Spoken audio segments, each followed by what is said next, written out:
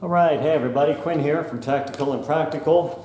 We're going to talk today real quick about the bolt and lever assembly on a Henry side gate or a Henry 3030. This one is the side gate.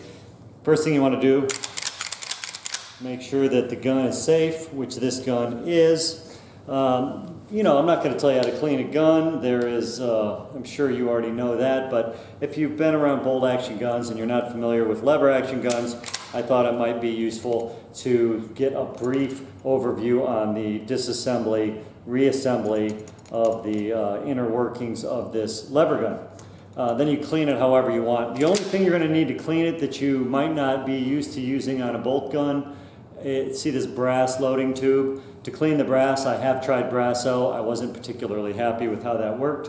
Then I tried another product called Flitz, and the Flitz does a really good job. Evidently, when your fingerprints, the grease on your fingers, when it touches that brass, it has some type of property that impacts the brass and begins to make it tarnish, and the Flitz has a chemical reaction that takes care of that. One thing you might want to be careful of, I wasn't obviously that careful with, if you get that Flitz, that brass cleaning stuff inside this knurled knob that you use to remove this loading tube, it's kind of difficult to get out between the knurls. I imagine if I got a super fine implement, I might be able to do it. But otherwise, you clean it as usual. I have recently tried some of that anti-fouling or anti-copper. It's a foaming cleaning solution, and while this stuff may work great, it's almost impossible to shoot down into through the breech of this gun into that barrel. So I use Hops number 9, just like probably a lot of you do. But as far as maintenance, other than the cleaning, you'll see there are a couple other assembly screws here. You'll want to make sure that those are tightened down. The recoil of this gun is enough that those will come loose. And I did also notice that here, right back here, I think on the tang by the buttstock, there's one screw that holds this thing in, and I noticed that this got a little bit wiggly. I did not apply Loctite, I just tightened it down, but it does get loose if you don't watch it. So here's all you need to do. There's only one real tricky part about this disassembly, reassembly. Again, you make sure your gun is safe. This whole lever action is held together by this one screw here. I don't have a set of gunsmith screwdrivers. I just use a mini set, and I try to be real careful. You put your screwdriver in there, loosen it, and take this out. You want to be pretty careful. You end up scratching your gun like I almost did right there. There we go. So once this is out, that's really the whole ball of wax.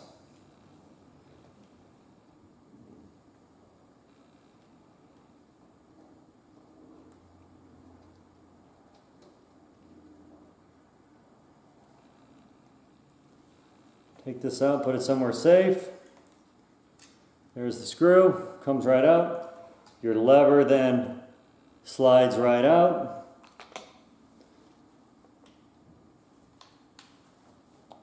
Then pull back on your hammer a little bit, and the bolt comes right out the back.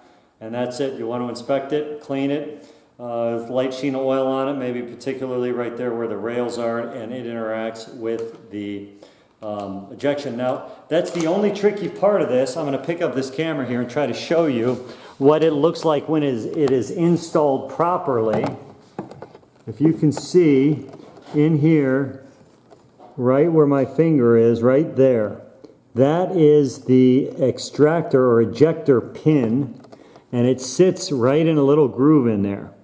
It is right there, and you take it out when you're cleaning this gun. I'll take it out and show you what it looks like. It's also on the Henry schematic. It's just a little deal like this. It almost looks like a hairpin or a hair clip. And it's a little tricky to get this jobber back in after you're done cleaning it. The good way to tell when it's in there, though, properly, is you see this hole on the back of the receiver. That little hole will be filled in by the little nib on the side of this extractor pin. So when you're ready to put this back together after you've serviced it, you take your ejector pin, and you get that little nubby side down, and you have to put, it's kind of hard with big fat fingers like I have. You slide that back in and it'll go right back in that notch.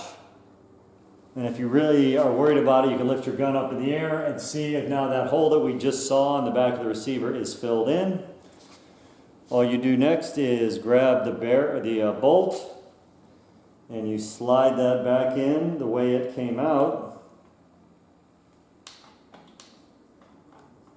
I mean, these are all precision instruments, so if it doesn't go in there pretty easily, you know, something's wrong. Okay, so that's back in. Take your lever, reinsert it back where you found it, and you'll know if it's in there or not when this gun is functioning correctly or not. So you get it in there, you just kind of have to feel around.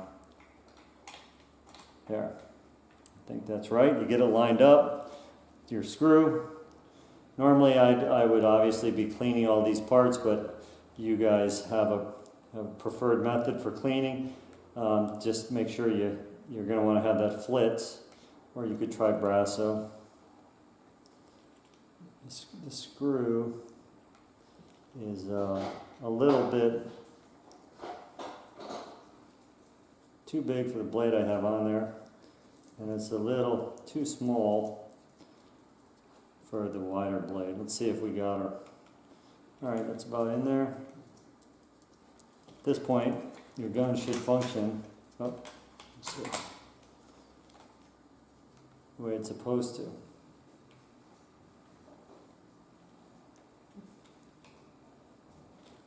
All right. So there you have it.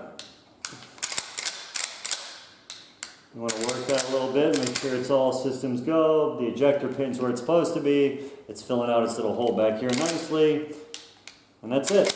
That's the disassembly, reassembly of the lever and bolt on a Henry. This probably is all the basically every Henry lever gun that there is would be my guess. I can't imagine that any caliber would operate any differently, and you can clean it however you want and service it. I hope this helps you guys a little bit. Happy shooting. If you learned something or you enjoyed this video, please take the time to like it or subscribe to the channel. I really appreciate each and every one of you guys coming. I like putting these things together, and hopefully it helps somebody down the road. I know a lot of times I turn to these types of resources when I need to learn something new. So really appreciate it, and we'll see you next time. Bye-bye.